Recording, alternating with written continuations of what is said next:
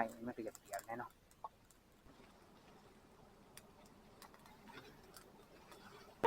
จักละเบิดเลยโอ้ขาขึ้นก็จะว่าง่อยๆแย่ๆมันขาลงนี่ขาเดียวเนาะลงก็เดียวน้องก็ได้สอนกันอ้าวสบายดีเนาะสบายดีตอนเช้าๆทุกคนเลย นี่ก็ออกมาให้มันน่าคือเก่าเนาะก็สิไปชวนหมู่ไปเอาเพิ่งแต่ว่าทางเพิ่งนี่ก็จักมันสิยังหรือบ่เนาะเพราะว่าคันว่าเฮาเห็นไว้นี่ฮะ2-3มื้อก็มีผู้อื่นอีกมาเห็นแต่ว่าเฮาบ่เอาเพราะว่าคันว่าเฮาได้เห็นแล้วคันเฮาบ่เอานี่มันสิมีคนมาเห็นอีกเนาะแต่ว่าดีแต่ว่าหั่งมันสูงบางเทื่อก็คันเขาเห็นเขาก็สิบ่เอาไปเบิ่งจักสิได้บ่ได้แล้วพวกเฮาก็ได้เพราะว่าหั่งมันสูงเนาะ ยังนี่แหละ จังไรเป็นจังไร คำปึ๊บบ้านเลย คำปุ๊บ โอ้ยเมื่อกันมาเลย4คนว่าโอ้ขากแลนี่ต้องเก็บตัวเก็บตังค์เถอะ อักละกันเลยเนาะจ้ะ อากละยังเราเกือบ เกือบก็บ่ได้ บ่วิธี โทรศัพท์เลยจ้ะ สักนี้ไปหาไปอีก นี่ปาด หาเอาไว้ เอา บ่ให้มัน โอ้ไปจนโทรศัพท์เสียติ ก็เลยครับ หมอนะเฮาอยากเสียใจมันปานใดนะเฮาย่านโจกออกให้ผู้สาวนี่ ใครได้ไปเจ้าผู้สาว เบิ่งผู้สาวย่ออ้อมหน้าอ้อมหลังไผสาวอิหยังอยู่อ้อมเจ้าฮะนะเราอ่ะไอ้เลยเราใจดีนะเราอ่ะผู้ใดบอก ใช่ ไอ้เลยเราใจดีเด้เรารอเด้เราอ่ะมั่วเจ้าของวะ เสียโทรศัพท์ เฮาย่านโจกให้ผู้สาวแต่เลยเขาดอนก่อนบัดนี้นั่นแหละไปเบิ่งข้างเพิงอยู่ไหนเนาะแต่ว่าก่อนเฮาสิไปเบิ่งข้างเพิงนี่ก็ไปนำเบิ่งโทรศัพท์ผู้ว่าวเพิ่นก่อนจักว่าตัวให้ไปนำก็บ่จักย่านว่าเอาให้ผู้สาวตั้งแต่บ้านนี่เพราะว่าไปเปียกับผู้สาวนี่บ่อยากเชื่อใจไปได้นะหมอนี่ไก่ปลาเฮ้ยนี่โอ้เอาแม่ใส่มันนะแม่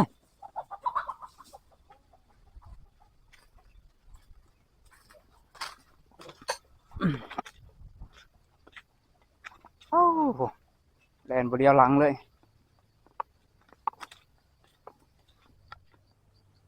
โอ้ทุกคนห่างเพิ่ง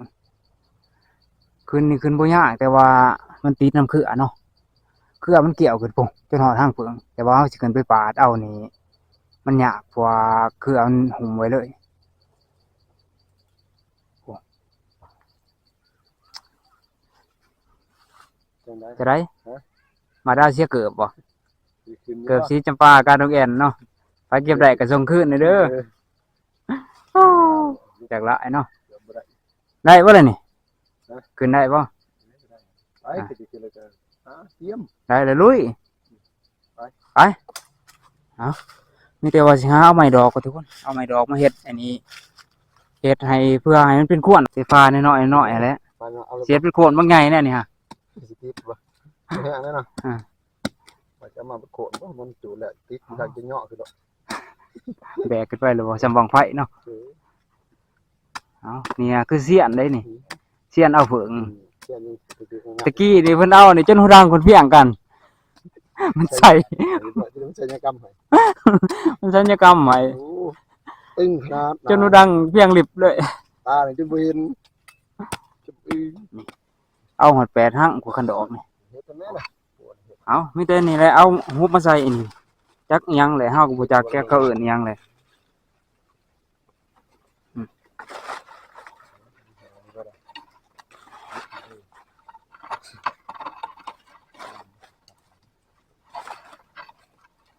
โอ้ยนี่ฮะเสียเกิด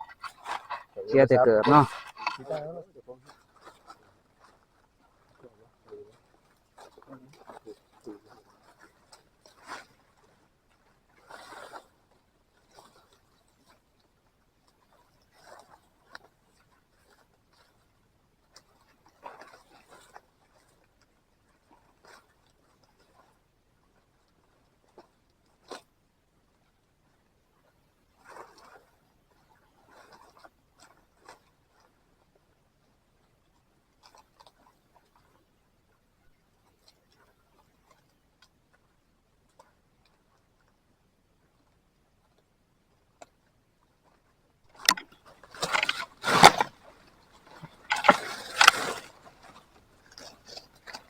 เอาคนละอันเด้อเฒ่า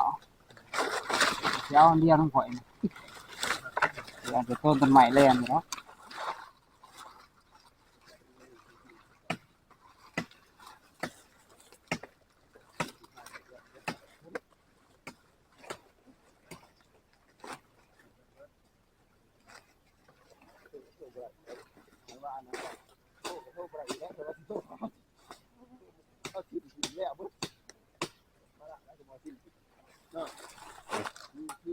แล้วอันหนึงทุกคน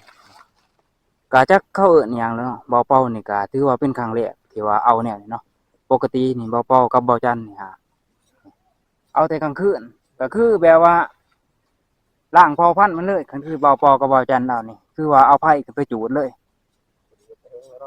บ่ได้เอาหึงเลยเนี่ยก็ถือว่าครั้งแรกนี่ที่เฮ็ดแบบนี้เป็นอิหยังเขาเอิ้นว่า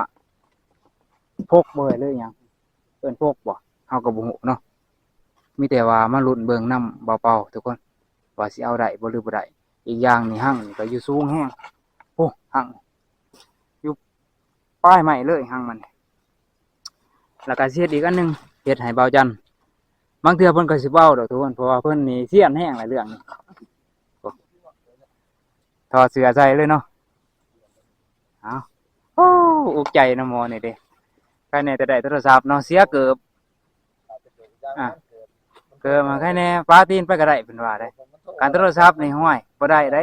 อย่างกี่หลายก็ยังว่าได้โทรหาผู้สาวเอาแต่นอนบ่รับคืนนี่นอนบ่รับเบิดคืนบ่ เมาอะไรกันยังคิด โอ้ยตายอยากหลายเนาะ ว่าบ่มีภาษาก็มีโทรศัพท์แค่ไร คืนว่านนี่ผู้สาวนี่เสียก็มาหาเต้นมาเกี่ยวโอ้เจ้าของหมอนี่คักแล้ว จะเบียร์ไม่มีเมา สิได้เมียมื้อนี้แหละเจ้าของว่าเอาเฮ็ดอีกก่อนอันหนึงนี่ เอาที่สองนี่นะเฮ็ดให้บ่าวจันบ่เคยเฮ็ดได้แบบนั้นบ่าวจันมีแต่ใส่หัวหมดให้ได้ ก็ไปเพื่อ ก็ไปเพื่อน่ะปวดนี่ห้วยทำสิเผาอีหยังบ่ล่ะไปเพื่อ ตายเป็นประโยชน์แหละ โอ้ยอยู่บ่ได้แล้วหาเบิ่งนำกันอีกบาดนี่ทุกคนเอ้ยละ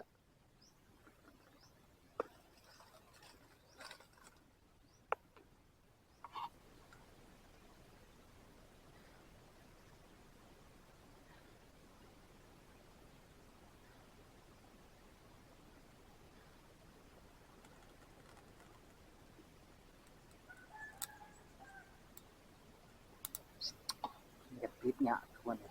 เพราะว่าไม้มันก็อยากเปียกแน่เนาะ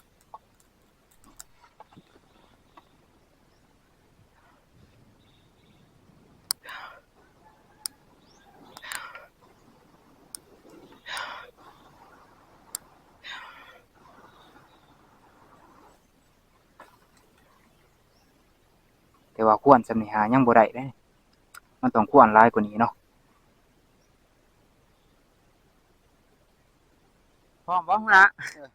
ไปมันพวกมันพากันขึ้น แป้งน้ำแม่หลังโอ้ยเบิ่งใส่เสื้อกันยาวไปตาหอนขนาดคอยนี่แก้เสื้อแล้วคอยนี่เรื่องเรื่องนี่เพิ่นแฮงคักแล้วเรื่องนี่แป้งล่างก่อน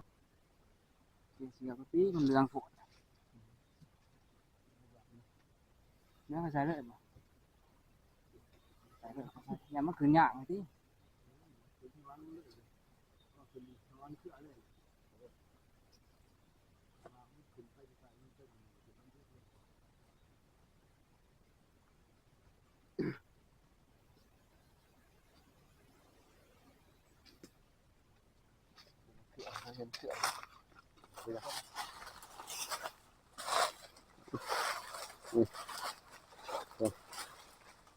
ดาวเขาเพิ่งจะขึ้นแล้วพอ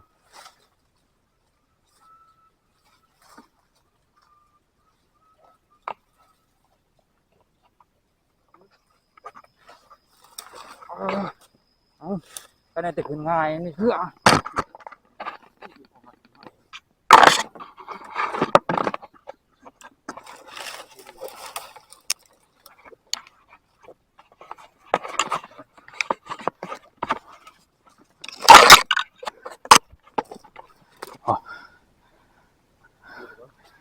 โอ้ยมันแดงร้ายขนาดเลย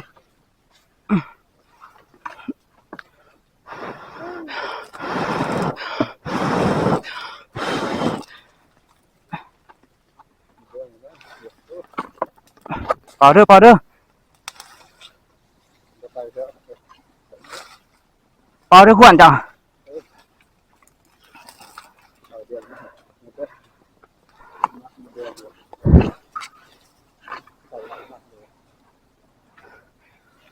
โอ้ยมันกำลังเป็นเลย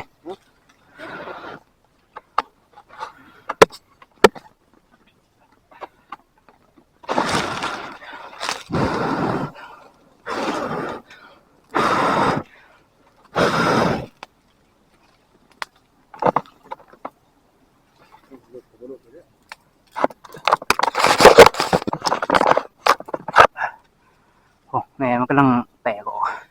เปิงกำลังมาจับทุกคนเลย เอาบ่ปาก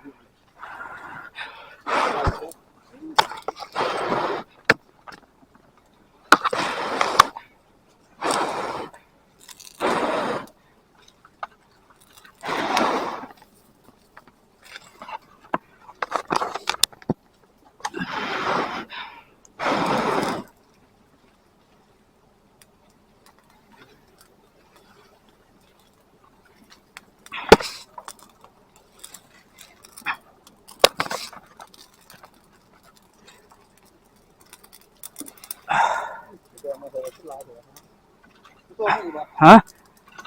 โอ้ยร้ายโพดอ๋อ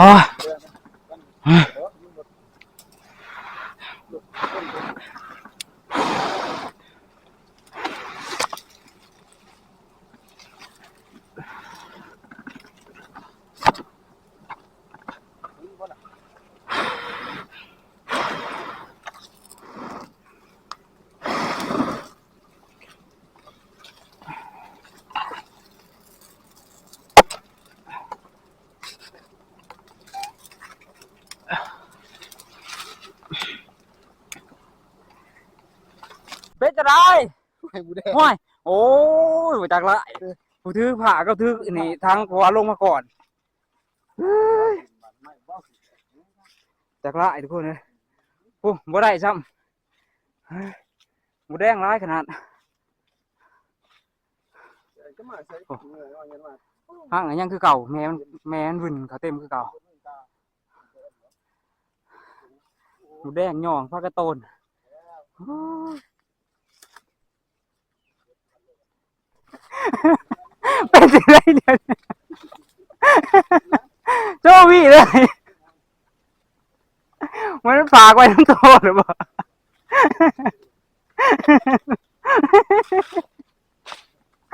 แล้วโอ้ยมาเลยเอ้าพูดเอ้าก่อนด้วยกันนะนอกคาลูก ขาขึ้นที่ได้หยักขาลง โอ้ย ขากระลางเดี๋ยวพวกละจักละเบิดเลย โอ้ขาขึ้นก็จะว่าง่อยๆแง่ๆมันขาลงนี่ขาเดียวเนาะลงก็ได้ ลงก็ได้สองกระลาง ลงก็ได้หรอก ปลาตึกเลย โอ้ยลมเร็ว กินเลยมาแล้ว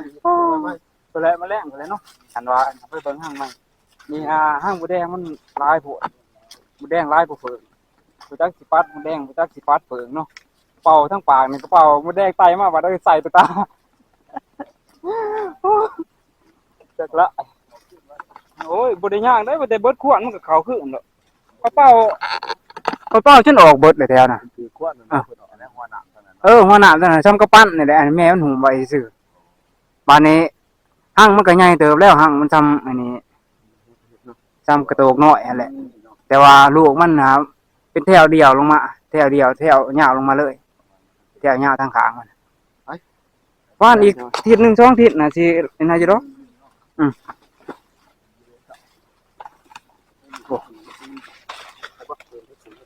ไปเฮ็ดเพิงนี่ออกเลยได้นี่จักเฮ็ดเพิงอิหยังแต่ว่าเฮ็ดพวงนี่ก็ออกคือกันมื้อหน้าเบาเป้าก็ได้เนาะได้ประมาณหมู่หนึงนี่แหละแต่ว่าหมู่มันบ่ใหญ่ปานใดมันออกแต่เฮิงเติบนะมันเน่าน้ำเนาะโอ้นี่เด้นี่มันหนักเถาเลยจักเฮ็ดเพิงอิหยัง โอ้ดอกนี่งามมาดิบ่ทันน่ะเฒ่าได้ดอกนี่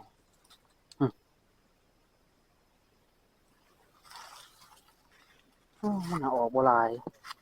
ออกบ่ละดอก2ดอก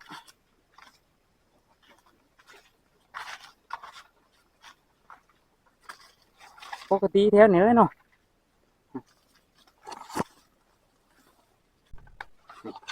เป็นเฮ็ดไข่เป็นโอ้ยตำกินนี่หาเบิดเท่านะทุกคนเลยเพราะว่าเฮ็ดอันนี้มันสิหอมเนาะมันสิหอมกว่าพวกเฮ็ดเผิงเฮ็ดไอ้นี่เฮ็ดปวกอีกแต่เฮ็ดไข่เลยดอกหนึงนี่ก็เป็นไห้ของพ่อเบาจันทร์เพิ่นมาปลูกมันเนาะเพิ่นกำลังปลูกพอดีถึกช่วงมันแดดพอดีทุกคนเลย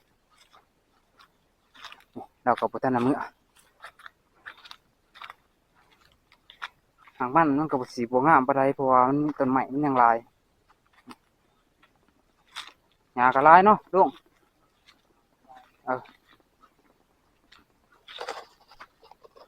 บ่ทันน่ะมื้อบ่กินแล้วบ่ข้าวอ๋อข้าวเพลนได้ซะเอาเมื่อยบ่ เข้าไป เมื่อยก็พักผ่อนนั่นแหละเนาะ ปะกวนครับแรงมันน้อยยังบ่ได้หรอกมัน ยังบ่หลายบ่บ่ได้เอากาแฟมาให้มื้อนี้มื้อหน้าเด้อกินอยู่บ่ของเช้านี่ กินน้ำบ่มี มันบ่มีเนาะวันมื้อหน้าค่อยออกมาก็จะเอามาให้เทื่อละซองนั่นแหละค่อยก็บ่มีคือกันมันเหลือลงมาแต่ผู้เพื่อสิแล้วเนาะหมอเลยบ่ได้มาซอยบ่ เมื่อปลูกเปลือก เออ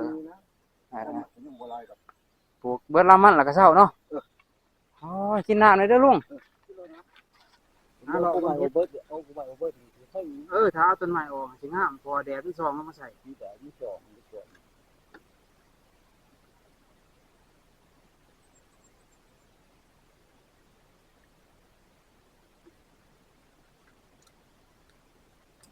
เอาเพิ่งก็บ่ได้ครับ บ่ได้ดอก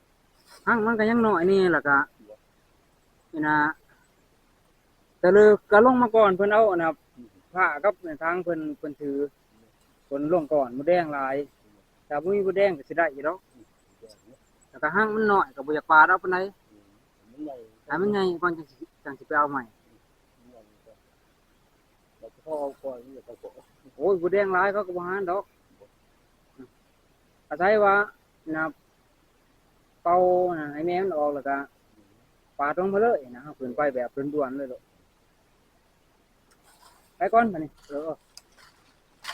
พอเบาจันทร์แล้วมาปลูกมันครับว่าแต่ว่าคือปกตินี่เป่าๆออกมาแน่นี่เป่าๆกะเอากระเพาะมาให้เพิ่นเนาะ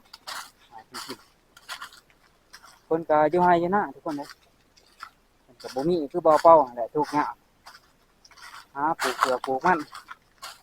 แต่ก็อยู่ซื่อ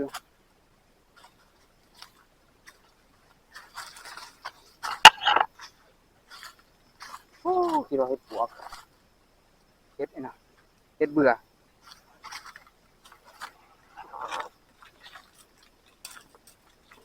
โอ้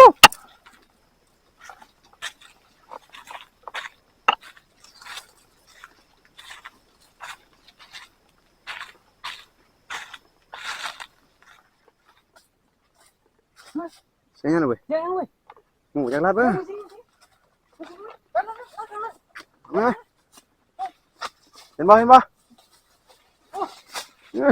เสร็จแล้วโห เรียบร้อยนี่นี่คือการมาตรฐาน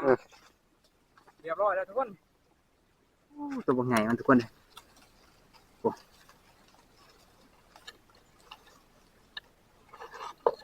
ใหญ่อยู่ประมาณเมตรปลายผู้สิงนี่มันสีโตมันก็สิยาวอยู่แล้วเนาะเฮ้ยใส่ระบาดนี่กำลังย่างมากกระบอกจันย่างมาถึงจะบินหาเขาได้ยินแล้วเสียงมันไอ้นี่ดังคาๆอย่างนี้มันสัตว์มันว่าสิลงหวยพุ่นเนาะทางนี้ก็เป็นหวยเสือกมันสัตว์นี่ผู้ที่เบาๆแลนไปทางหน้ามาเลยทุกคนบานนี่ไปกลับก่อน บาดสิเพาะนี่หาย่างเลาะซื่อๆนี่ก็เพาะบัดบางเทื่อนี่คือหาเลาะโดยเฉพาะนี่หาแล้วสิไปเพาะเพิ่นเนี่ยบัดคือเฮาย่างคือเนี่ยนี่เฮาย่างไปเรื่อยๆคือเฮาบ่ได้คิดว่าสิมาหาหยังนะบัดเพาะได้อีกอย่างหนึงเฮาบ่ได้ถือหยังมาก็คือสมมุติว่ามันเป็นประเภทเป็นต้นไม้นี่แข็งแล้วบ่ได้มีซ้ำหมู่เขียเฮ็ดปวกเบิ่งเห็นน้อยๆมึงอันหานี่กากอะลิเวทนี่เป็นแปลนเลยโอ้อ่ะเขามาขุดเอาเนาะเป็นแปลนบ่แต่โอ้ยอยู่อยู่หน้าเป่าๆแห่งอยู่ในดอนแห่งคักจังน่ะหมู่เสียให้ยานี่ฮะไปนั่นขนาดไปแต่อยากเอาไอ้น่ะไปโรคหยามันเนาะเบิ่งเฮ็ดเป้าแปลนขนาดจังเฮ็ดแน่หมู่แน่ไสเบิ่ง เนี่ย โอ้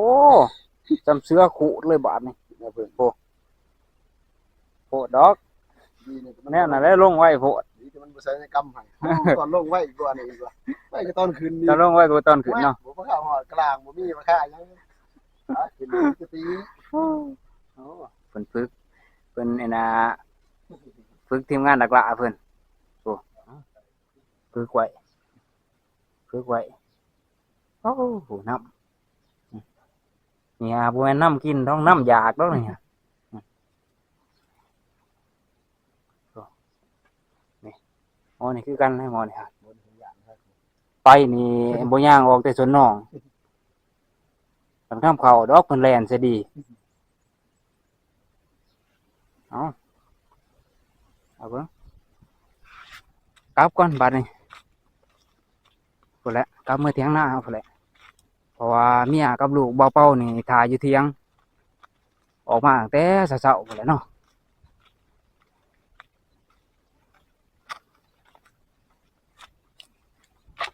ให้หน้านี่ก็แห้งเบิดแล้วให้หน้านี่เพราะว่าฝนมันตกตั้งแต่พุ่นแหละเป็นอาทิตย์แล้วทุกคน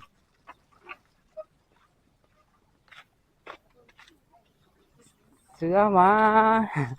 บักตัวหมาเนาะน่ะบ่ตัวหมาฮะ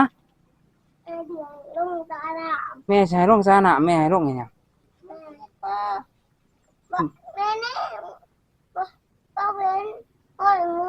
เจะเห็นน้อยงูอยู่ใส่อยู่นะโอ้เจะคือบ่จับเอาจะเห็นน้อยงูโอ้พุ่นแหละบ่มีนะเฮ็ดก็ได้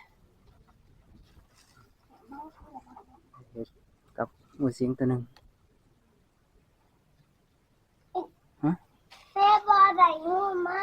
กินบ่ล่ะกินบ่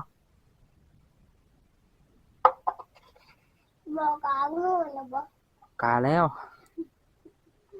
จะย่านบ่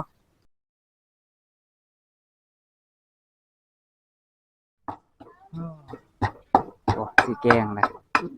โอ้สากกระเบือนี่ซ้ำบังไฟเนาะเอาแล้วเลยทุกคนบาดนี้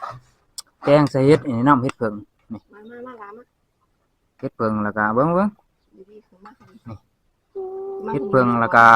เฮ็ดไข่แน่แล้วก็เฮ็ดปวก2 3ดอกเฮ็ดมันก็บ่ทันได้ออกบ่ได้นี่ตัวนี้เฮ็ดทานตัวนี้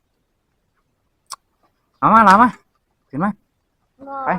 ขึ้นจะบ่กินบ่ยังไก่ก่อนยัง หมอยได้แต่ว่าเจ้าเป็นคนดังเนาะไปขึ้นพี่ดำ กินให้ตัวใด อันนี้ กินดอกไม้บ่ สินี่ก็ แล้วยัง มันหอม แซ่บขนาดหลายเลยนี่ตัวนี้เฮ็ดเพิ่งนี่ สีเหลือง เฮ็ดสีเหลือง มันบอกให้บอก กินบ่กินบ่ แซ่บอีหลีทุกคนเอ้ยบ่แม่นตังเว้าเนาะ ให้บอกว่าเอา กินไหม อันนี้มานี่ อันใหม่ หน่อย ญาติยังมีผัก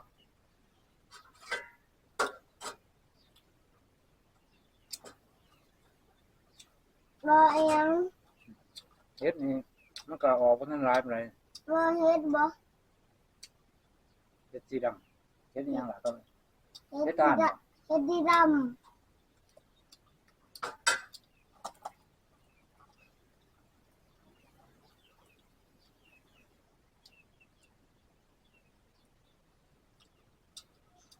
แซ่บบ่ ำและ เฮ็ดบ่ เขาก็เลยก็ขูดแล้วใส่เห็ดความเบิด บ่มันดาวแล้วบ่ ครับเนาะ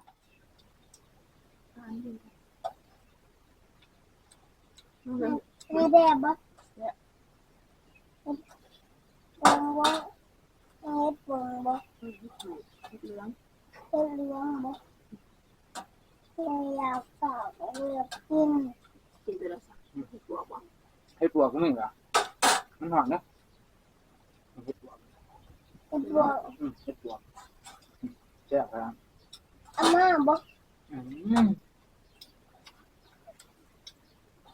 ถ้ามีผักแหวงกินครับนะครับ บ่ฟงบ่บ่ ตัวเวนขนาดไปดู นี่บ่น้อยๆน้อยๆฮะ ขนาดไปไม่ใช่เป็นงูหรอก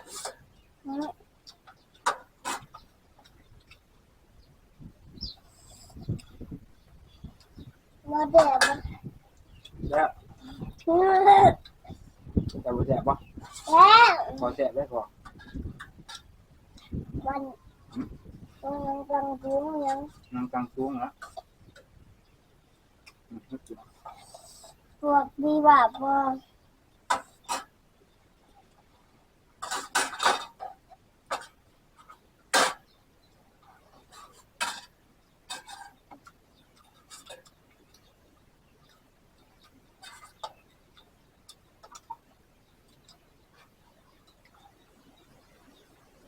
ที่แฉะเรียกเราปลาบวก แม่แม่ แซ่บนะ อยากกินมันเบ็ดดู เผ็ดบ่ล่ะ เอิ่ม ใช้ลูกโดดเดียวนี่คือบ่เห็นลูกโดด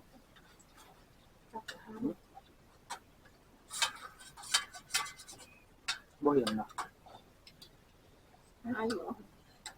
ดูหมอบ่เอาใส่เบิ่งนี่เอา2อันบาทเดียวโลดโอ้หอนทองก็บาปแล้วนี่โดด2อัน อืม อืม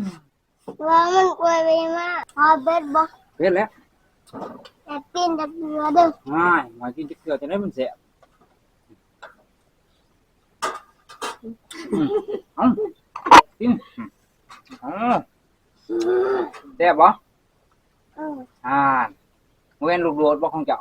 อืม บ่แม่นบ่อ้ายแซ่บบ่ มันคือหน่อไม้อยู่บ่ โอ้คักขนาดทุกคนเลย บ่มันด มันดับยามันเอามากินข้าวนี่ ำ ล่ะ แล้วเบิดแล้วบ่ โอ้แม่นเว้าเป็นขนาดเลยลูกก็ได้กินโลดล่ะกินโลดกินโลดเผ็ดบ่ อืมแม่เอามาแม่ อยากน้ำนะน้ำพอให้ บ่มาแล้วยัง เอ้า บ่ ลูกบ่อยากหรือแม่มันอยากไง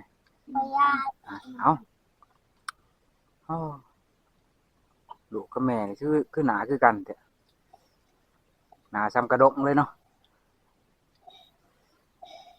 มาได้มา เอาให้แม่มันกินแน่แม่มันก็อยากโอ้เสร็จอีกได้ยานแม่กินยานแม่กินน้ำลายบ่ เอาน้ ยานแม่กินน้ำลายบ่แน่เขากระเบิด ไป เดี๋ยวคำสุดท้าย ตรงจะ ป้าให้เมียกับป้าให้ลูกก็เมียดอกอิ่มบ่ล่ะ ว่าว้าว แกงหน่อไม้ยังร้ายแกงหน่อไม้ ำมันยังทำขึ้นเขา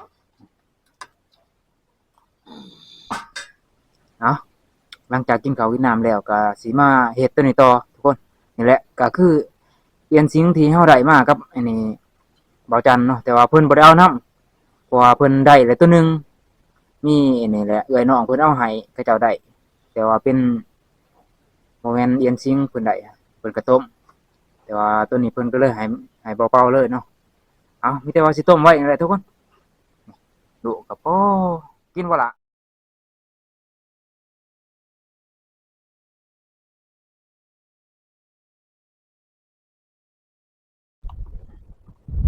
พี่เด่นให้มายังมันแดดมาแล้ว พอสิไปเอาหัวชิงไข่พุ่นพุ่นอยู่สวนนี่พุ่น ชวนบอก เออมันแดดจะสิมายัง ไปน้ำบ่อพอว่าไป ยัง พอรวมเอาเกิดมาด้วนไว้บ่ เออพอลืมเอาเกิบมา พอว่าเอามาจ้ะ พอลืม พอเอามาจ้ะเอ๊ะ